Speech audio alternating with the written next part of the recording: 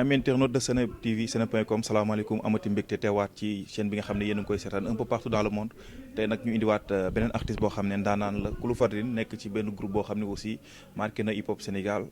vraiment indi beneen style boo xam ne le hip hop en avait besoin te ba léegi soxla na ko l'artiste s'appelle Rex T from Alien Zik loolu il faut ñu ñëwaat ci Rex de Alien Zik wala Rex Kassé loolu moom dina ci indi ay leeral ginnaaw bi ñu ko nuyoo ba pare Rex naka mu. auzu billaahi mina sheytaani rajiim bismillaahi rahmaani rahiim Baara maa ngi lay fay di la wax ni ça fait un plaisir man tamit teew fii nii et je pense que c'est la première fois ñuy échange fii nii daan nañ def ay émission mais je pense que c'était Top FM la woon waaw léegi ça fait un plaisir toujours di échange si wàllum li nga xam ne moom la ñuy yëngu muy art bi nga xam ne moom nañu def suñu moyen de communication par rapport ak li xew si dëkk bi quoi. Absolument par rapport ak li xew ci dëkk bi dinañ ci ñëwaat mais dafa am lu ma wax tout à l'heure muy Rex Alien Zik wala Rex Kassé lan ci ban casquette ngay doxee Rex bu Alien Zik wala Rex Kassé mooy dem léegi. bon man j'ai plusieurs casquettes Rex Alien Zik day dem ba tey parce que Alien Zik existe toujours et ñoo ngi waaj génne suñu album Rex T tamit mi ngi dem moom kese ak tamit sama yeneen yi nga xam parce que nee naa chaque sama tour bu nekk dafa am benn lu muy représenté suñu may wax Jackson parfois c'est su ma nekk di woy suñu may wax Nightmare su may nekk di scratch suñu may wax bip bip su may nekk di def rap fast style bi loolu yëpp moo ngi si biir Rex T bi quoi kon daal Rex T boo si jël rek je serai prêt à répondre de ça. mais Alien Zik existence Alien Zik dafay xaw a jaaxal ñu bëri parce que njëkkoon ngeen annoncé jékki-jékki ndësaat affaire yi ñii def nii ngeen annoncé waat xaw a taxawaat aussi yaa ngi may waxaat yéen a ngi annoncé waat existence Alien Zik nekkul lu métti. non existence Alien Zik mënul méttiwul parce que la preuve Alien Zik annoncé na mais man musuma annoncé boo gisee 2015 bi ma génnee ba tey bi ma génnee sama album African Style maa ngi doog a ñëwaat alors que Alien Zik après 2015 existé na on a sorti des séries de cypher yu yëngal game bi kon ça veut dire que le fait que ñu toog lu yàgg dégguñ ça veut pas dire qu'on n'existe pas comprendre nga système hip hop sénégalais nu muy doxee la ñoom il pense que il faut chaque fois ngay génnee non mais bu fekkee gars yi dañoo tàmm crew bi nag waaw mais tàmm connexion bi cartel bi effectivement mooy li ma wax cartel bi moo ma mujjee génn que man 2015 laa gëj a génn te terewul nit ñi xam nañu maa ngi existé bokkul ak Alien Zik bi nga xam ni génn na en 2017 génne ay série de cypher juste comme je dis dafa nekk liggéey boo xam ni looy gën di liggéey da ngay bëgg affaire bi di gën a professionnel erreur yi nga defoon ci sa communication wala li nga doon soxla yëpp pour mu nekk gis ci ginnaaw pour nga def comme bu baax soo ko amulee cette fois-ci tu vas pas prendre cette erreur comprendre nga les albums étaient bien prêts mais li ñu doon xaar moom mooy benn calendrier bu baax ak communication bu baax pour mën ko génnee mais Alien Zik a toujours existé musuñu tas musuñu am yooyu yëpp. musuñu am problème li nga xam ne moo gën a jafe ci Sénégal moo di existence groupe. non musuñu am problème comme je dis musoo toog ñu naan kii je te donne un exemple rare ngay gis groupe yi évoluer après ngay toog te doo dégg kii clash na diw ci biir groupe bi kii clash na diw ci biir groupe wala kii dem na musoo dégg loolu ci ñun. musoo dégg rek ci clash na Barrio wala Barrio non. comme li ma yàgg wax depuis le début les gens ne s'en souviennent pas dama ne Alien Zik une seule personne peut représenter Alien Zik benn Rex mën na représenter Alien Zik parce que Alien Zik c'est une idéologie c'est une façon de voir la musique différemment c'est une façon de faire différemment man su ma génnee même maa ngi nii di génnee single récemment mais toujours Alien Zik daf may topp Rex Alien Zik da lay topp mais n'empêche que comme je dis rek personne n'a quitté le groupe personne n'a quitté le groupe mais le groupe a quitté Parcelles Assainies on peut dire ça. non ñun parce que Parcelles nekkul di jooy Alien Zik bi mu soxla woon. même bi c'est que comme je dis c'est que Sénégalais dañuy nekk ci ay futilités yoo xam ni après boo toogee da nga xam amul sens même bi ñuy xam ñuy toj ñun nekkuñu woon Parcelles. mais dañu doon dégg Rex bu ñu nee Alien Zik dañu naan Parcelles Assainies. moom laa wax dama ne même bi ñuy génn di toj. bi ñuy génnee beneen planète bi. musuñu nekk biir Parcelles. mais dañ doon représenter Parcelles ba tey nii ñoo ngi représenter Parcelles. comprendre parce que le fait que dégguñ ni moo tax doo dégg parcelle bi mais bu ñuy génnaatee di nga dégg ni on représente les parcelles. mais le fait que ngeen gëj a def lu bëree bëri maanaam ngeen. musuñu def sax dara sax parcelle ma tontuwaat la bu gën a dee. maanaam le fait que ngeen doon représenté parcelle. ñu doon dégg Alien Zik parcelle gars yi doon ci dégg bu baax a baax. ñëpp ñi xamul bu ngeen expliqué wu dañu yaakaar yéen a ngi biir parcelle dafay yeewoo. effectivement mais seen ñàkk a teew ci seen musical bi. nekkul dafa céder la place aux jeunes. comme le groupe. Akatsuki est-ce que ñëwul jël doole bi nga xam ne moom ngeen amoon foofu. c'est xam la ngeen comprendre hip hop du ñun suñu stand fi ñu toll Alien Zik dépassé nañ représentativité locale mooy c'est-à-dire man Rex représente Parcelles non comprendre nga ñun booy seet loolu bi ñuy wax dëgg représentativité Parcelles ñun on avait même pas d'album c'est-à-dire ñi ngi doon wax Parcelles dëgg jamonoy Underground PA jamonoy Escadron jamonoy Zou Squad nga doon dégg dëgg représentativité Parcelles parce que on avait même pas d'album mais Alien Zik bi mu ñëwee ñun dañu génn sphère Parcelles c'est que li lay topp mooy fa nga daan jógee comme je te donne un exemple si Modou Lo Parcelles ngay dégg mais Modou Lo dëkkatul Parcelles te Modou Lo nekkatul fenn naan Parcelles comprendre nga affaire yi ñoo koy topp léegi nag c'est un honneur ngay gis ay boy yu jóge si yenn secteur comme ay Akatsuki ñuy représenter ñun fa ñu tolloon bañ si tollee ñoom ñu ngi koy représenter comme il se doit. diggante Alien ak Akatsuki naka la demee. non mais ñun Alien ak suñu amul Alien ak keneen koy tudd waxuma Akatsuki Parcelles de mais keneen ku nekk si beneen contrée ngay wax leneen lu négatif ñun peace and love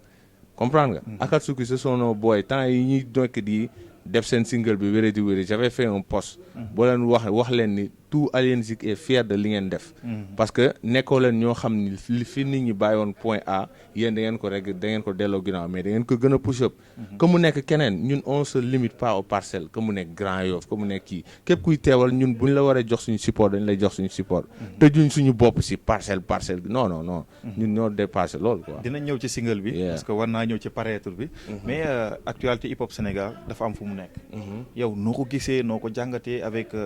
musique yu bees yi booy bëgg a adopté di ko ci dugal sabar yi gars yi nee nañ game bi dafa pëccëxoo dafa jaxasoo noo ko gisee. c'est que li ñu war a comprendre mooy évolution day am si musique man ku may suivre en tant que Rexty mais kuy suivre sax Alien Zik laa wax du ma wax Rexty je vais parler de Alien Zik ñëpp xamee nañu benn étiquette ay ténor dans le hip hop ñoo xam ne bu ñu waxee boom bap on le représente à fond mais ñëpp xamee nañu que on se limite pas au boom bap ñun ñooy seul groupe yi nga xam ni si groupe yi mag yi représente suñu période quoi ñu bokkaloon comme ay Tigrim bi ay ñoom Simo ay 5e underground ñun ñoo si seul groupe boo xam ni tey ñu defal la dancehall suba ñu defal la rock suba ñu defal la acoustique suba ñu defal lii mais est-ce que mos nga dégg ñu critiquer ñu wala non la déedéet parce que là ce qu'on fait on le fait bien ñun on s'est jamais limité depuis le début suñu premier mixtape mi ngi génn en 2009 nekk www.rap.com amoon na sound mbëggeel jamono yooyu nga xam ne ñiy woote underground duñu woote te mbëggeel boobu maa ko woyoon te si même affaire boobu moo amoon rap.com bu soxor boobu noonu son bu metti boobu si même projet bi moo amoon son bu mbëggeel la musique elle est ouverte l'essentiel man je critique personne li may wax chaque jour ne vous limitez pas mais tout ce que tu essaies de faire essaie de le faire comme il se doit def ko mu normal selon les normes tu peux pas te prétendre être un artiste rap après yow nga ne ñuy def musique boo xam ne après nit ñi di werante ndax lii nga def rap la ou pas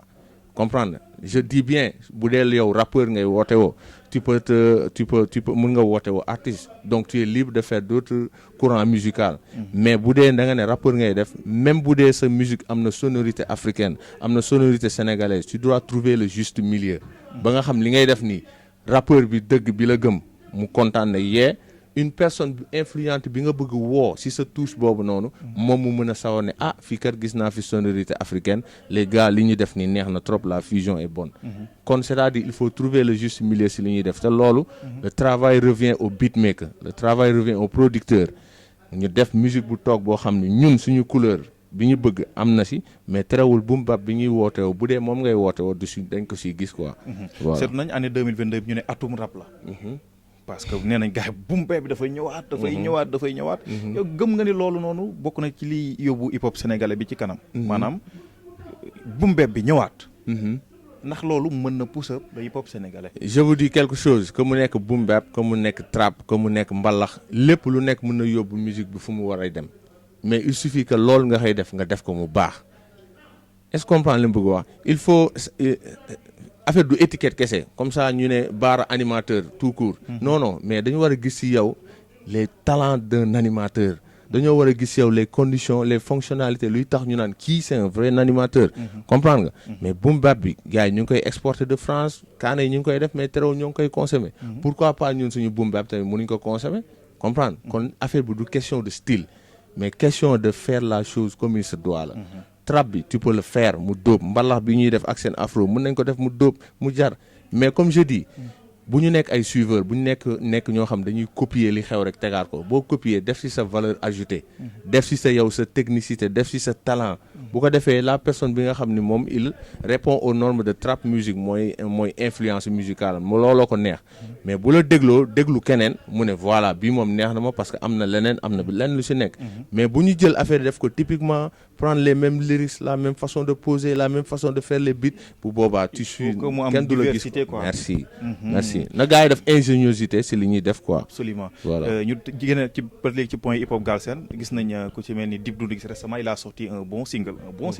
un bon son ñu xool mu ne moom mooy ki nga xam mooy diriger game bi bu ñëwee day imposer def li muy def te bu defee li muy def gars dañ ciy topp est-ce que tu es d'avis avec lui par rapport à ses propos? Mais comme je dis moom on lui doit respect parce que xam nga lu tax man je me dis que si génération bi mu bokkal moom mooy ki si gën a ñeme affirmer li mu doon ba pare di jël ay initiative comprendre nga mais beneen artiste mënoon na ko jël ne man maay diriger game bi xam nga yomb na c'est-à-dire comme làmb la comprendre nga mun nga ne maa fi nekk mais boo nee maa fi nekk il faut le prouver moom na bu waxee moo fi nekk daf koy prouver si ay actes ba pare day jël man peut-être que je me dis que am nañ benn mentalité buñ bokk ma ak moom man je suis un artiste à contre-courant luñ ne lii mooy dox du ma ko def la preuve single bi ma génnee wane na ko man je me dis que un artiste mooy kii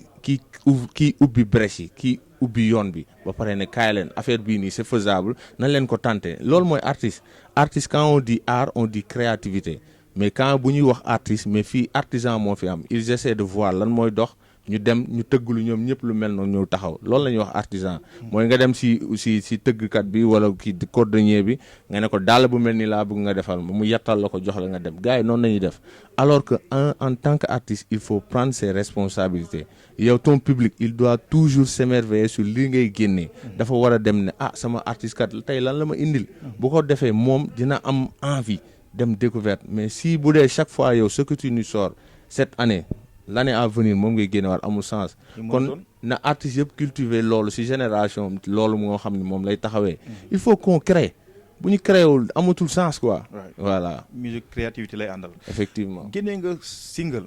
mu tudd Paraître lan la wundu pourquoi style bi way rek lañ ci retrouver parce que man bi may gis annonce bi dama doon jàpp ne wóop Rex il va kicker man fépp fu ma gis yi dama Rex il va kicker comme tout le monde ma ñëw gis Rex bu posé di way surtout les lyrics en français scénario bi bëgg naa nga ñëw ci expliquer ma single bi ba avant tout damay confirmer li ma wax man je veux pas qu'on m'enferme du ma wax je veux pas parce que man peut-être que du ma bàyyi xel si public bi li direction bi ñu may jox mais man sama bopp maa bëggul enfermer sama bopp genre je veux pas faire un truc boo xam ni demain je vais venir répéter la même chose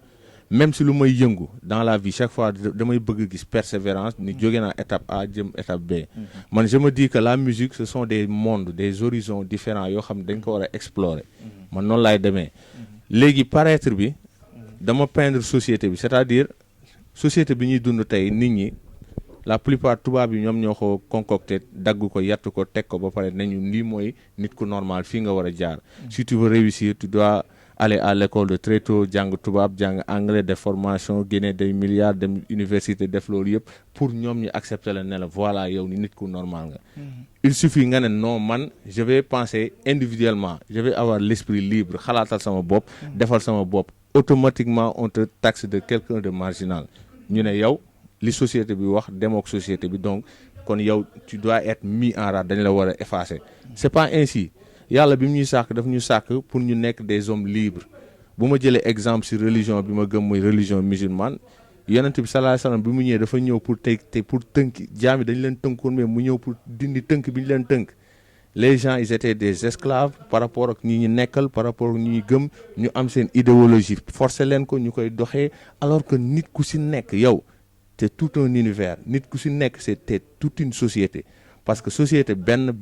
moo koy former yow tu dois avoir avec ta propre conscience yow nga yar sa doom ci li nga gëm ak li nga bëgg est-ce que da ngay nangu une personne extérieure boo xam ne boo xoog moom culture boo xoog moom dara mu lay imposer ni ngay doxee non léegi nag loolu moo xew ci jamono bi mooy le paraître tout le monde veut paraître ni man damay sol sama cos parce que cos mooy dox comprendre nga damay sol lii parce que loolu mooy tax ma génn ci lii loolu mooy thème bi peut-être que temps bu guddee on n'aura pas le temps détaillé ci ma ñëw ci côté vidéo bi la vidéo comme je dis toujours man tout ce que je fais est conceptuel de par si technique bi de par si way bi de par si musique de par si lépp même boo gisee lu tax j'ai fait exprès tromper tout le monde doon xaar benn boom bap benn rap loolu da nga koy gis si vidéo bi j'ai pris la partie bi nga xam ne mooy partie braquage bi avec un rythme jax ni tout le monde va s'attendre benn rap bu dëgër ma tromper leen parce que foofu dama rejoindre parce que man concept damay déglu ba léegi déggu ma nga rap man déggu ma benn yoon nga rap ma ne mais attends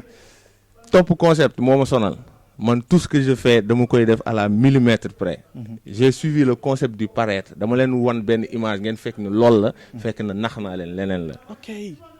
ah non, comprendre nga maa ngi comprendre léegi paraître boo gisee concept bi je dis chaque séquence dans la vidéo mën na am 1000 causes 1000 définitions noo koy jàngatee début vidéo bi dañuy wane une fille bu tëgg nelaw jékki-jékki tiit si nelaw ñu gis si suuf si ci moquette bi ay dossier ay loolu yëpp loolu xam nga lan lay wane mooy maintenant on est esclave de notre travail on est esclave de notre société nit ki day daw suba ba ngoon du tal dara ni mu liggéey woon noonu la nelawee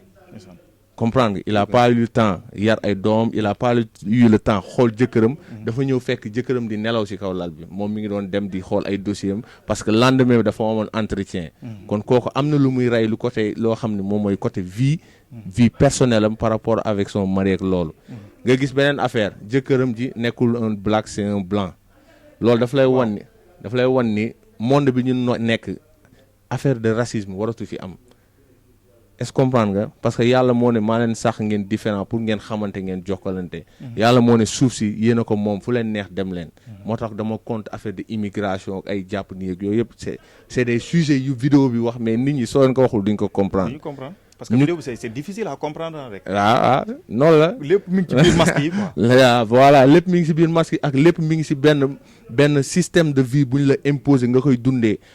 dama ne ñun ñoo créé suñu société mujj nekk esclave société bi on est des machines à la fin parce que dañuy xëy suba ba ngoon am benn train de vie booy def tak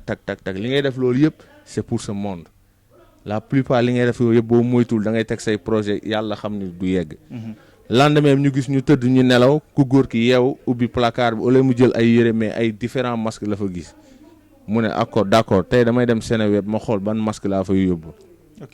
tey damay dem seeti benn sëriñ ban visage laa fay yóbbu les gens ils sont tout le temps faux comprendre nga après des trucs ak yooyu nga gis braquage bi lu gën a marqué gars yi d'habitude les braqueurs ce sont eux qui ont des masques mais si vidéo bi ñi ñuy braqué ñoo sole voilà léegi bu ñëwee si côté musique bi dafa c'est une partie de la direction artistique de l'album direction musicale album bi une partie laa wane ci vidéo bi mais il y a une autre partie boo xam ne gars yi gisaguñ ko comprendre nga album bu war a ñëw effectivement mun naa la may excuser may la ci tuuti nga comprendre c'est un album boo xam ni de par sa créativité dina nekk conception bi mun naa ne dina nekk une première dans la musique dans le monde parce que dama dajale ñaari univers yu bokkul univers monde occidental univers musical la musique française bi nga gis ci mi bi ak musique africaine ma boole leen yëpp ci benn album c'est-à-dire album boo xam ni dafa am musique africaine am musique française ci benn thème benn direction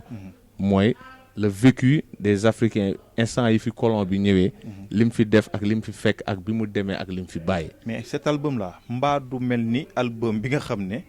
mooy African Style bi nga jàpp ne c'était l'album du siècle. c'est pas c'était. nga ne c'est l'album du siècle. effectivement waaw. mais on n'a pas vu une très bonne suivi. léegi mbaa boobu du ni mel. léegi loolu yow laay bàyyi nga tontu. parce que gars yi nee nañu boobu tegoo Cypher tegoo. battle tegoo concert tegoo. non loolu moom album ak Cypher c'est loolu ñuy wax la comprendre mais dundaloo ko quoi la gars yi wax. effectivement d'accord mais léegi loolu. ci spectacle. loolu. vidéo bi répondre na ko. vidéo bi répondre na loolu noonu. c'est-à-dire album bële bi ma koy génnee def ma vidéo def ma dara. waaw loolu dëgg la. est-ce que mën nañ la baal vidéo yi. non maa ngi ñëw maa ngi ñëw il n'a pas eu de spectacle. mais effectivement grand maa ngi ñëw dama ne la une personne mooy kiy jàng di ses erreurs kookoy kiy avancé. kon mën nga jàpp ne y avait des erreurs. non mais si instant yi ma koy génne laa ko wax instant yi ma koy génne laa ne erreur bi ma def mooy à la base African Style waxoon naa ko dama ne man ak producteur bi lan lañ jëloon décision on avait pris la décision maye album bi waxuñu woon sax dañ koy jaay parce que dama ne woon li ma si def mën na yóbbu fu sori suñu hip hop bi léegi comme gars yi pareeguñu comprendre guñ léegi je vais faire une chose stratégique mooy dama leen koy may. gars yi ne non nañ ko jaay kon c'est-à-dire ñun on avait pas pris engouement bi album bi am à sa sortie xaaruñ ko woon ba moo tax lépp lu ñu waroon def li koy suivre ñun prévoir uñ ko woon. moo war nag après léegi par la suite après suivi bi amu si. mais comme je dis album la boo xam ne jusqu'à présent su ma génne woon benn son def si vidéo album day mel ni tey la génn donc nekk na loo xam ne maa ngi siy liggéey ak ñi may liggéeyal loo xam ni mun naa ko kiiwaat comme on dit mettre ko à jour. defal ko ay vidéo ki yooyu. j'ai appris de mes erreurs si album boobu communication vidéo bii nii. ñu bëri dañ foogoon album bi mooy génn. waaw le 14. waaw parce que c'était tellement différent ba pare amoon engouement. comprendre nga te alors que c'était juste une vidéo. c'est bien parti hein. voilà léegi nag moo tax ma ne leen cette fois-ci ça sera pas la même chose. te album bi génnagul dina amaat beneen vidéo. buy ànd ak sorti album bi incha allah. nee nañ ma Rex dafa am benn label bu baax bu nekk ci ginnaaw bu am doole xaalis bu bari mi ngi ci ginnaaw boo xam da nga ko war investir sur cet album. waaw ñaata million la loolu. am na label bu am doole. budgétisé nga déglu rek non am na millions yi laa bëgg xam ñaata la. non dina bëri moom franchement macha allah dina bëri yàlla ñu ko yàlla yombal waaw. ñi nekk sama ginnaaw du lenn lu dul Wisdom Music bu ñoom Falso 23 ak Sanu. ak Aline Touré. ku baax mu nekk ñoo xam ni c'est pas ay milliardaires mais ñoom ils aiment. Sanu xolu milliardaire la yore. merci ñoom seen yëg-yëg seen yéene moo ëpp lu ñu yor. te ce sont des gens yoo xam ne ils sont positifs muy Falso muy Aline Touré muy Sanu muy ñeneen ñi nekk autour comprendre nga. album bi mën naa wax ni mu ñëwee sax si Falso la ñëwee parce que dama doon déplacé de temps en temps dem studio am fi mu dëkk yéen di def foofu di enregistrer affaire au feeling ma fekk fa benn boy bu am talent bu ñuy wax 120 bits Vincent la tudd. moom moo composé majeure partie son yëpp moo composé par être bi un boy bu ndaw. boo xam ni Falso ne ma boy bi il est talentueux est-ce que doo leen def dara fekk dañoo njëkk def benn son boobu moom mooy boobu tamit une partie artistique la si album bi boo xam ni c'est la côté sonorité africaine bi mooy son bi tudd Africa. boobu la njëkk def affaire bi réussir ma ne ko léegi boy ce qu'on va faire on va essayer de faire un album entre man ak yow genre beatmaker ak boobu quoi. ñuy record affaire di dope après ba noonu naturellement. ñu ne on va sortir ça def ko album. absolument léegi ñoom Falso Wisdom Music moo nekk derrière avec comme je dis du ñoom kese am naa ay copains yu nekk Kaaw ak ñu nekk fii de même que Latir ay ñoom Matar ñu bëri di si jàpp. ñoo xam ni ñoom sa talent jaral na leen lu nekk. comprendre sa talent jaral lu nekk moo tax ma ne si j'ai les hommes qu'il faut derrière man yaakaar naa ni milliards sax lu raw loolu dinañ ko am et on va. pointer comment dirais-je notre doigt teg suñu loxo si wàllum promo ba lépp lu si war dinañ ko def incha allah. absolument parce que gars yi soxla nañu loolu. gis Rex en spectacle. non incha allah di koy gis lu bari. et si beneen forme sax. ci beneen forme waaw dinañu gis si côté boom bap bi ñu xamee. li fi newoon mi ngi fi ba tey te dinañu gis si beneen forme parce que je me dis chaque album doit apporter quelque chose de nouveau. album bu bees dafa war a indi wommat public bu bees dugal ko si. gis nga réaction yu ma am si son bi. musuma ko am si sama carrière. Dieu m'est témoin dama am sama benn nijaay boo xam ni durant mes 40 piges musuma woo téléphone mais vidéo bi la seetaan mu woo ma paa la mu ne ma père mu ne ma jeune homme fekk bi mu wax xàmmee ma ko quoi mu ne ma sa woy bi neex na de est-ce que xam nga li nga way yow li nga si wax. ma ne ko xam naa ko kay mu ne ko ma ne ko kookal la mu ne ma man la sa benn papa après automatiquement voix bi ma xàmmee ko quoi ma ne ko kii kal la papa Bruno mu ne waa man la mu ne ma li nga def franchement li nga wax ni paroles yi amatul woon ci musique grand dama ne de nos jours il faut que ñun artistes dañoo am rôle bu ngand les artistes bokk nañ ci liy pervertir société bokk nañ ci liy conscientiser société te dama gis tendance bu bees bi message maa ngi koy adressé nouvelle génération bi am nañ lu bëri loo xam ne ñun amuñu ko woon mooy la portée de leur musique da ngay gis tey ku def benn son mu atteindre àdduna bi yëpp ñun amuñu woon loolu comprendre nga kon léegi li ngay wax ci biir musique boobu xamal ni noonu lay atteindre àdduna bi yëpp nee naa leen chaque fois même si on n'est pas des saints si chaque fois yaa ngi tendre vers le bon chemin yaa ngi conscientiser ne on doit pas faire ça nit nii la war a mel nit nee la war a mel di ko wax chaque jour à la longue yow tu seras comme ça c'est-à-dire yow li ngay woote di nga dem ba wuyoo ko mais bu dee yow yaa ngi woo nit ñi ne leen man life bi maa fi ëpp lii dañu war a yor xaalis jeune nañ dañu war a kii nombre de vie yow yaa ngi gëmloo jeune bi ni yow pour nga nekk ci société bi il faut nga mel noonu est-ce que comprendre leen bëgg wax il faut ñu tendre vers des modèles yi nga xam ne moom moo ñuy jëmale kanam booy nañ xoolaat bu baax seen lyrics yi liñ si lan la ñuy woo population bi ils ont une responsabilité assez grande. kon nañ ko xool ni ñuy waxee ak nit ñi quoi. absolument voilà. Pour une dernière question, est-ce que vous maanaam yéen ñi jàppee ne vous faites du bon, vous êtes de très bons artistes. Est-ce que yéen a ngi jàpp ne gars yi ñu ngi leen di considérer ni ñu leen war a considérer. Les animateurs, le public. Est-ce que ñu ngi leen di teg fi nga xam ne fa ngeen war a tegu. loolu je me dis que c'est un phénomène mondial dans notre société de nos jours. Comme li ma wax ci vidéo bi rek le paraître les gens ils s'affichent faux lépp li nga gis ni moo nekk au devant nekkul lu baax loolu dans la vie toutes les choses précieuses il va falloir creuser nga def benn effort pour jot si y a tant d'exemples boo bëggee or da ngay gas comprendre boo bëggee pétrole da ngay gas boo bëggee xam sa bopp xam sa diine da ngay kon éviter les choses qui sont sur la surface la plupart ay leurre lay nekk comprendre nga te choses yooyu nekk sur la surface notre société actuelle loolu lay teg ci kanam parce que bëggul nit ñi ñu conscient parce que société bu conscient dootul tomber ci ay erreurs yi nax yi ñu leen di nax di leen gëmloo ay produits yu leen di yàq di leen gëmloo ay idéologie yoo xam daf leen delloo ginnaaw gis nañ li xew ci affaire de